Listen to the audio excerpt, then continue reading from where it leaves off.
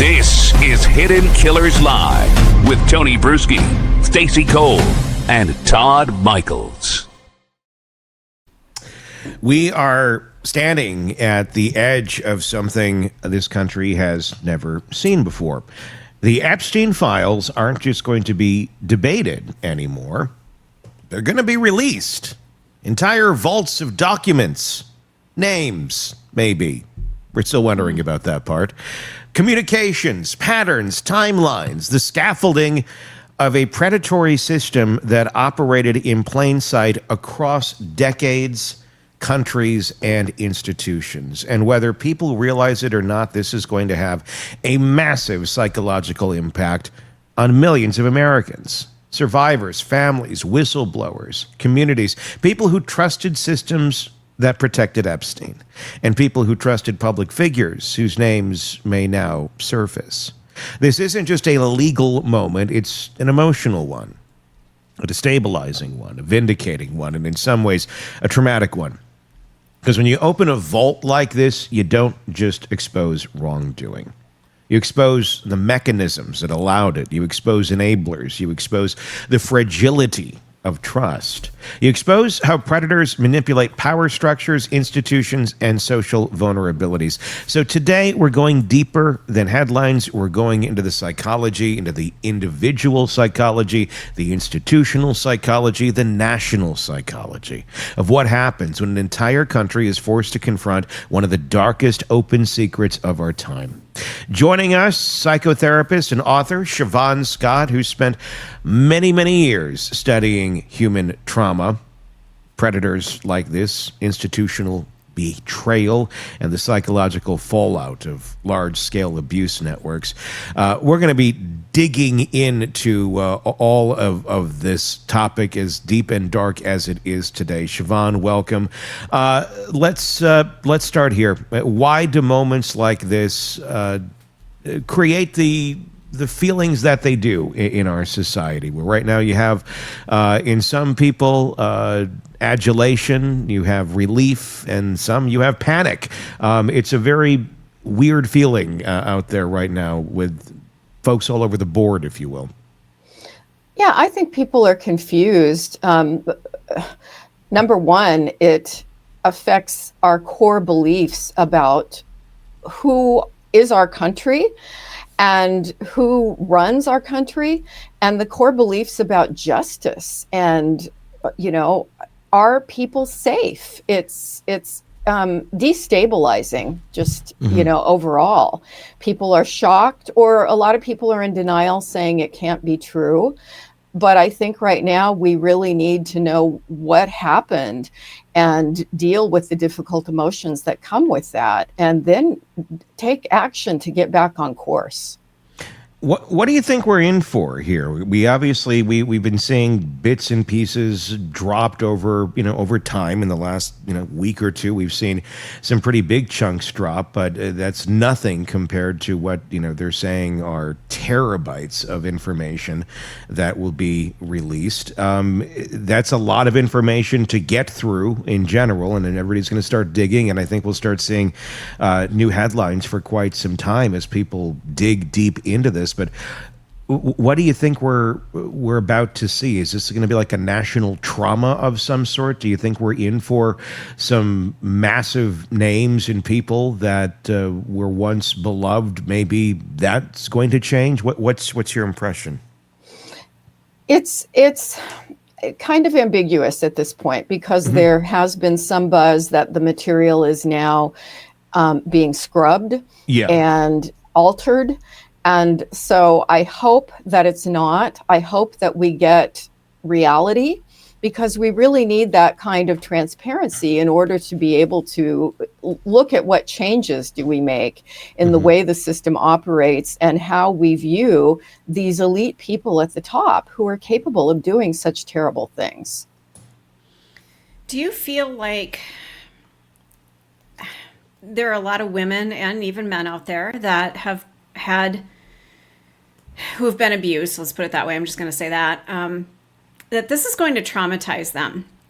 And the survivors who are in their periphery, it's going to traumatize them, that there's going to just be this national re-traumatization, if you will, that things that have happened in our past, now it's just, we're just being traumatized over and over, even though we need to know this. How do we get through this if we've been there before and now it's plastered all over TikTok, it's on Facebook, it's on Instagram, it's on the news, it's everywhere. We cannot avoid this. Yeah. I think it'll be a mix of re-traumatization on one level, but also validation, because one of the key problems that survivors of abuse have is that they feel isolated, they feel tainted, they feel that somehow it's their fault.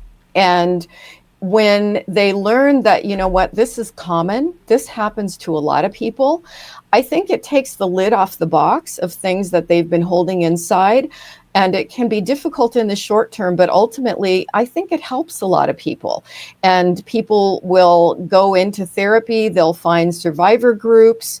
And I can see that already happening because people are saying, you know, there are things that I've buried that I really want to deal with. So I hope overall it has a positive impact, even though people do need to dose it. Just like we do with all political news, which is so hostile and contentious, we can't be absorbed in it all the time. But I think with dosing it and taking the lid off the box of our own histories and then seeking support, I think it can turn out to be a good thing. Do you think it's going to have the same effect like the Me Too movement? Do you think it's like phase 2 of that? That's a really good point. That's a really good way to put it. I think so. Are we going to do a better job with questioning the elite and taking action more quickly when there are rumors, not going soft on them in the criminal justice system, not using politicians, you know, for favors? And I hope it helps us move in the right direction and do a better job of protecting kids. I was wondering almost the exact same thing. So I was thinking of Me Too, Stacey, and I was thinking, is that obviously, it started with accusations against a few people, and then it had a collective effect. There was this, all different cases that are completely unrelated to one another. People started talking. I'm wondering if we're going to see this again, if we're going to see that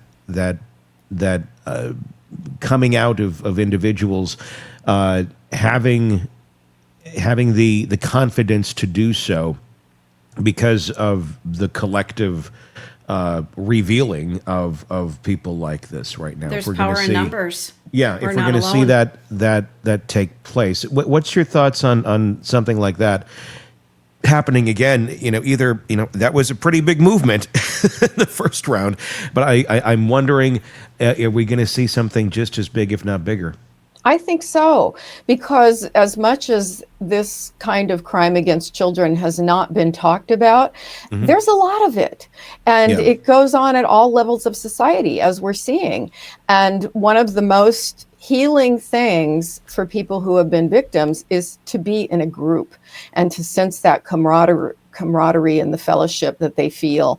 And that helps so much with the stigma that they've carried and the self-blame. So I hope it goes in that direction. It's going to be very fascinating to see where that all falls. The perpetrators, if their names are revealed, which will be interesting because, we're all seeing and kind of holding our breath if they're going to scrub it for national security purposes. I think the folks out there that have something to be concerned about are probably fairly concerned. But what about the survivors themselves as well? When this comes out, if they are named in this, or even if they're not, having pieces of their life, chapters of their life thrown out there to the public, and not that it's their fault by any means, but people do hold shame. People hold moments that they're not happy about because it was traumatizing for them. And now it's all out in the open, or will be all out in the open. Let's talk about that angle for a little bit and what they're going to be going through. Yes, it is great that these people hopefully will be exposed, but at the same point, there's a lot of folks out there who are also going to have elements of their life that, if they're still around, wanted to be, put away, and it's going to be right back to the surface for everyone to be discussing. And that's the hard part. For many victims, they're not as concerned about their anonymity, but those are the names that I think should be scrubbed, certainly from any public exposure, just as we, when kids are molested or assaulted in the home, we publish the names of the perpetrators, but not the victims. And they should be the ones to have control. Some of them do want to come out and tell their story, just as Virginia Giuffre has done. And that can be very healing for them to feel like, you know what, I don't need to carry the shame here. But it certainly will throw a lot of people back into symptoms of their chronic PTSD. And that's something, again, do we have enough therapists to be available to support people through that? I hope so. Yeah. Comment from Gen Z 367. I also think in regards to people being ashamed of coming forward, there may be some that suppressed everything. And this is now bringing up a lot of that was pushed down. So a lot of PTSD, which is what you just mentioned, Shavaun. Yeah. Yeah. Why do you think it is that the Epstein case activates such a strong emotional response nationally, where obviously in the big scale of things, this is, a certain number of people who were involved and certainly affected. But compared to obviously the whole population, I mean, there's not a lot of people who have exact personal ties to this, but is it the relatability? Is it because even if you weren't directly affected by Jeffrey Epstein, the behavior like this is reminiscent of other individuals in people's lives? Definitely. It brings up their own experiences with, and it may not even be the sexual component of it, but people who have been abused in various ways and the power imbalance, that's also triggering and can set off responses. And I think for the culture as a whole, when you hear about all the way to the top, the highest level of political involvement that's been alleged here, it really shakes people's ability to trust the system and to trust that people in the government are, working in our favor if they will abuse children in this way. Well, and what kind of a culture do we have where we doubt our victims? We doubt when somebody says this happened to me. And I've heard from surprisingly a lot of women who are doubting these victims. And I just kind of do a double take, like, really? Really? Do you think somebody is going to talk about something so traumatic and horrific and make it up? And yes, there are those that will fabricate something like this, but for the majority, I really believe that these people are telling the truth. So it's really disheartening to hear, especially women, placing blame and not believing these victims. It makes it scarier for anybody to come out in the future. It definitely does. And that's a problem we've had in this country forever. Well, probably everywhere in the world, is the tendency to blame the victim. On some level, it makes people feel safer that, well, I'm not the kind of person that this would happen to, so I don't need to worry about it. So all these other women, they've done something, or young girls, they've done something to cause this. I mean, I've worked with pedophiles in the past who talked about, well, this was a very seductive, my daughter was a very seductive 6-year-old. And it just goes with this kind of predatory thinking that the victim's poor judgment, or if she hadn't been drinking, or if he hadn't have put himself in that crowd at that party, this wouldn't have happened. And it makes people feel safer that they're, not that kind of person, so it's not going to happen to them. The other thing that I think we're running into now, because the country has been so divided into political tribes, and when they hear that their hero is implicated in some way, they immediately go into denial and attacking the victim that's making the allegations. But we've seen our heroes fall before, haven't we? Yeah, I would think so, but I don't know if it's to this degree when you're taking it as high as this goes. And that's what I wonder about is how are even when this all comes out, are people going to believe it?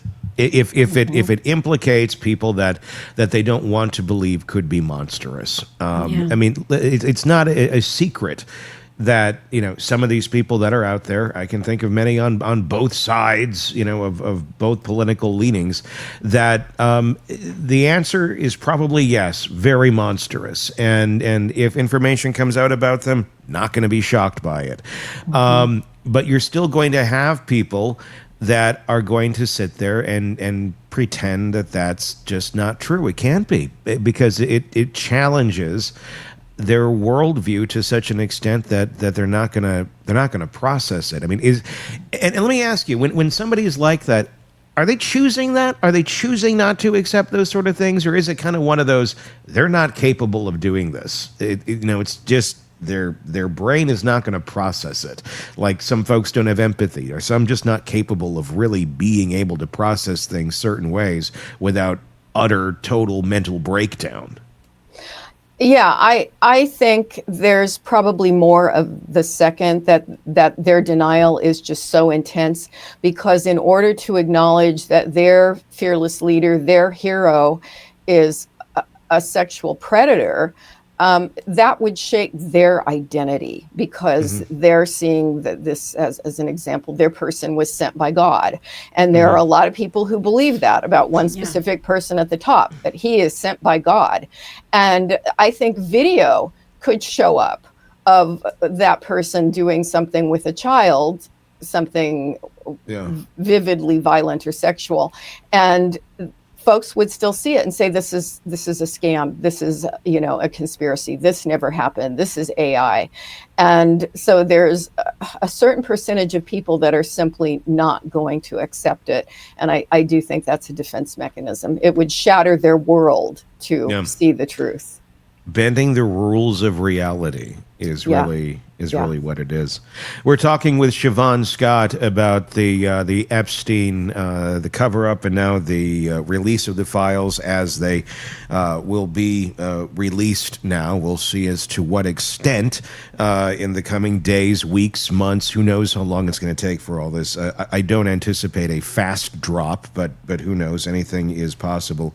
Bending the rules of reality seem to be what a lot of people are doing right now in the lead up to this.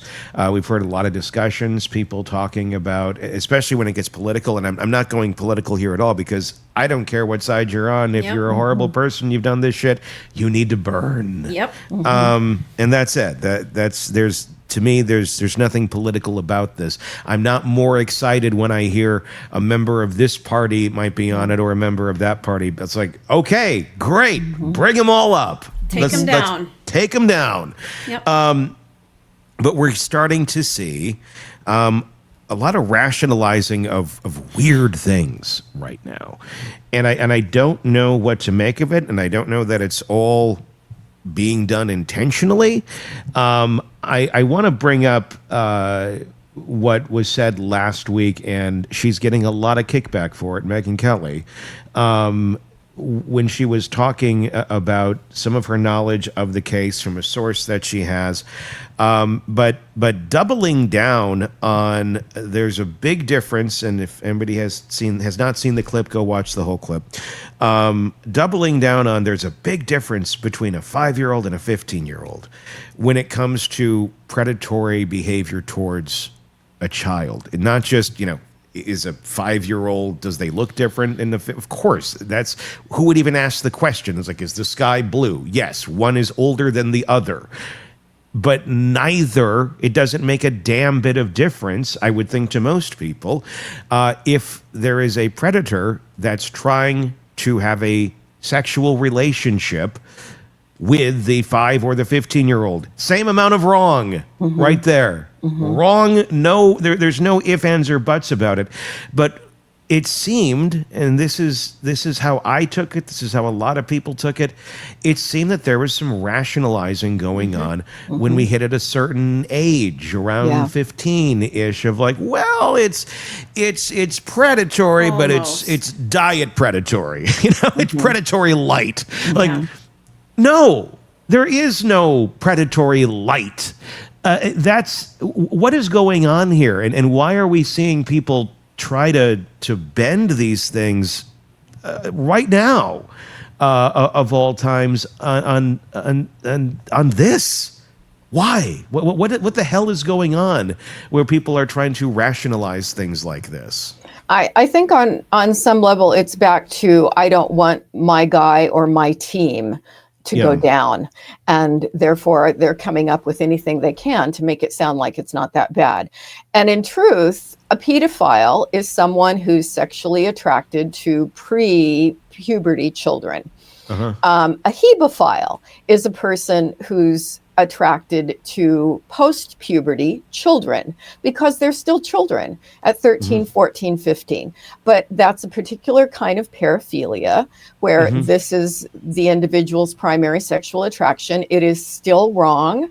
It is still an incredible power imbalance. A 13, 14, 15-year-old is not capable of giving informed consent. Correct. And it's terrifying to hear somebody go on national television and try to say, well, it's not pedophilia, so it's okay. And sure, you can break it into hebephilia. That's still a crime. It's still wrong. It's still pathological. I want to say that's the first time I've heard that term. Yeah. And she wasn't arguing the terms. You know, it was that was what kind of got me about it. I mean, it wasn't like, well, that's technically this. I mean, of course we can, okay, well, that is technically this and that. I get that. But it's the normalization, it's the rationalization of it. And that's where I'm, and I don't know. I mean, the other thing that was coming to mind in no way, shape, or form, I don't know anything about her, and I don't know what her past is, and I don't know what her history is, and I'm not saying this at all, but could there be leakage sometimes when people are rationalizing things like this because of their own traumas of what they've gone through?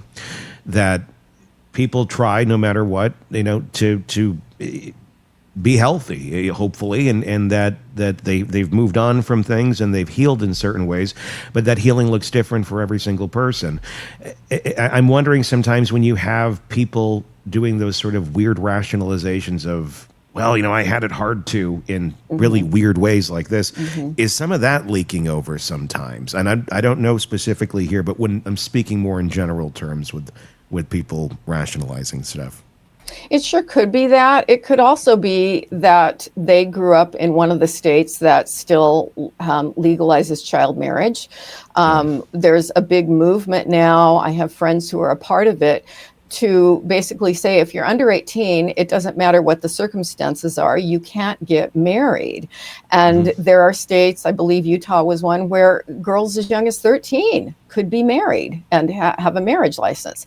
And so there are probably people from these kind of subcultures who look at it differently, who don't understand the developmental damage that this does to kids. And because it's in my book, it's open. I was married at 16 and I was groomed at 15 and I went along with it. And at the time, I thought I was an adult. I look back at those wedding pictures now and I'm a baby-faced kid. I was a child. But the person in that situation just doesn't realize it. And the pastor validated the marriage, even though the man was 25. And this was clearly not psychologically healthy.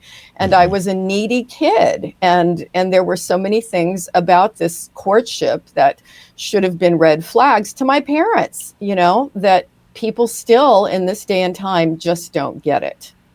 We've got a comment. Is it Sir Thriver? It says, why knock Megan? She didn't say it's okay. She said it's not pedophilia, just as your guest is saying. What do we say to that? What's our thought? I'm not knocking Megyn Kelly. I'm pointing out the statement that she made twice in a row. I'm not knocking her. I am pointing it out, and I'm saying this seems like someone. It's normalizing something that's not normal. Right. And if that's not what her intent was, then I think she should walk it back and say, "Look, I misspoke. It came out," and I'll believe her. I don't think she's pro pedophilia or anything like that. But but our words matter, and if it means nothing and it was a misspeaking, then it's a misspeaking. Okay. But it's been a week and 2 days. It's been more than a week. It was doubled down on. It was just I was weird. It was weird. And a 15-year-old is not okay. So I don't. Anybody who's why are you knocking? I'm not knocking. It's not normal, and it's okay to point that out, and we need to point that shit out. Thank you for not saying she's that. a horrible person. Not saying, just saying that's not an okay thing to say. So walk it back. That's all. Thanks, Tony. Yeah. So, it's weird. It's weird seeing the rationalizing and the place that we've gotten into in this country on this topic and where it's heading. What else do we have in the comments right now? Let's see. Gen Z 367 says, "I'm wondering what hold Epstein had on the people that were invited to his home with the young girls.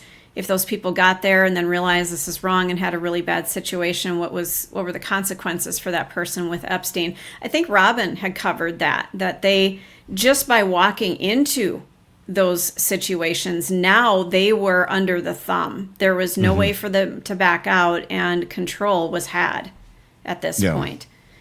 So it turns into a whole power struggle that once you walk into these situations, you can't get out of it. Now you are guilty. You are there. You are part of this. They're recording it. They've got evidence that you're there. You're screwed.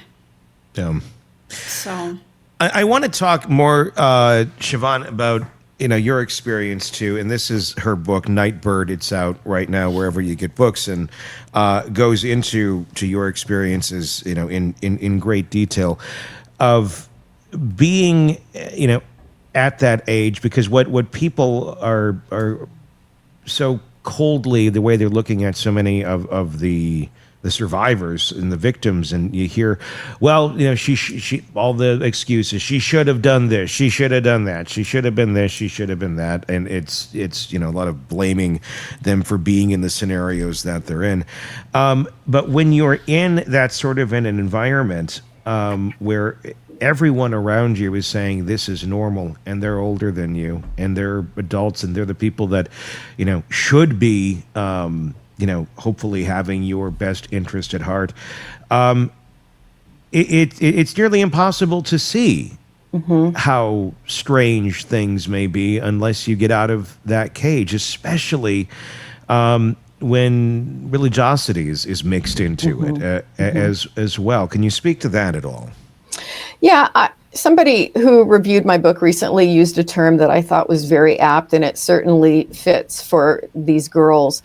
And Virginia Giuffre went into it in great detail in her most excellent book.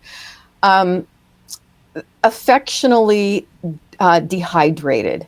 And I think when you come from a childhood, whether you have that kind of abuse or not that she experienced, I did not as a kid, but when you don't feel loved and you don't feel cared for, and people really aren't connected to you and supportive of you, you grow up as a young person desperate for that sip of water, right? You're dehydrated, and somebody comes along and pays you attention. And even if they're using you or abusing you, that attention is overwhelmingly wonderful. And you become very trauma bonded to them. You develop loyalty toward them. You feel like they love you. You feel like you love them. And you don't realize that you deserve better than what's happening to you. You don't have a radar for, this is wrong. I need to get out of this. They don't realize it. And this may be for many the first time that they feel cared for.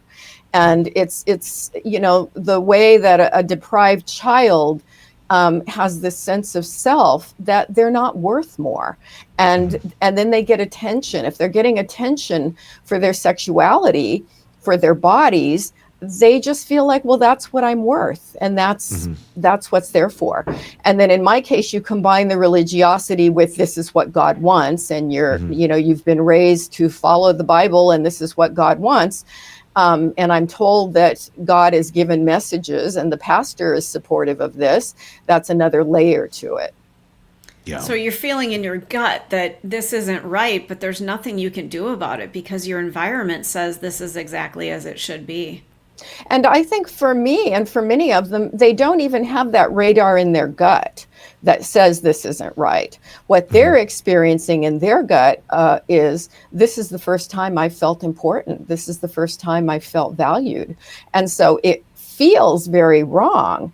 And I always tell people, the advice, listen to your gut, is sometimes good, but sometimes your gut can lead you astray depending on how your gut developed. Interesting. What we've been seeing with this, and what we've been seeing with various people telling their stories, saying that they've been victims of Epstein, one of the big questions that people are asking is, why don't these individuals name the perpetrators, especially if we're going to see them blocked out?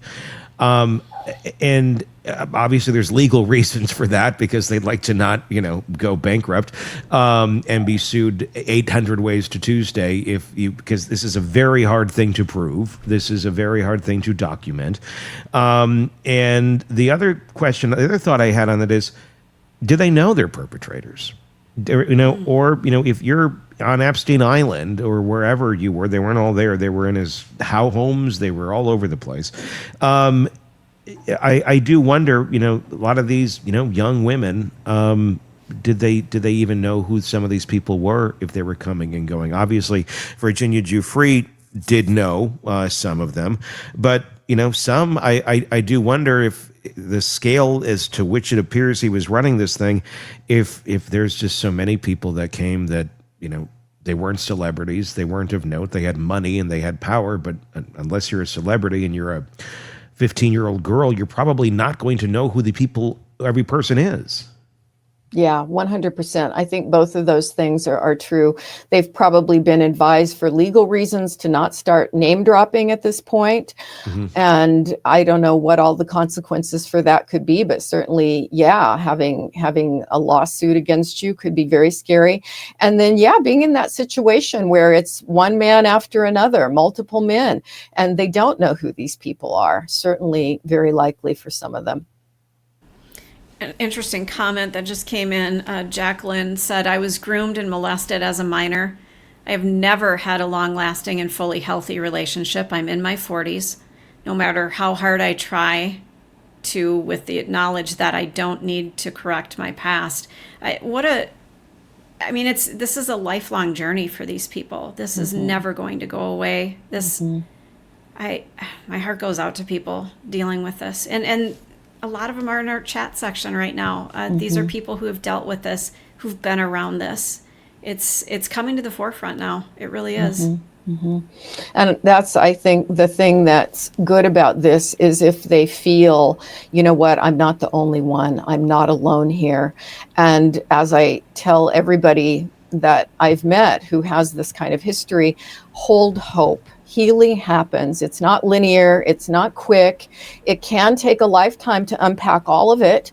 But I think every decade people show a lot of improvement and a lot of growth. And it doesn't mean it takes a decade for change to happen, but it's developmental in nature. As we get older, we get more insight.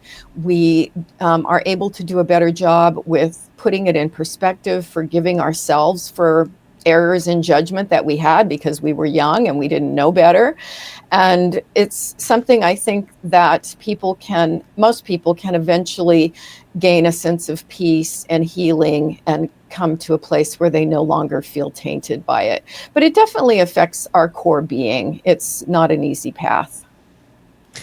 I'm going to imagine when this comes out, and if there's names that are in there that we haven't heard yet, predators, they don't, they're not always, I guess, going to the same source for what they're getting.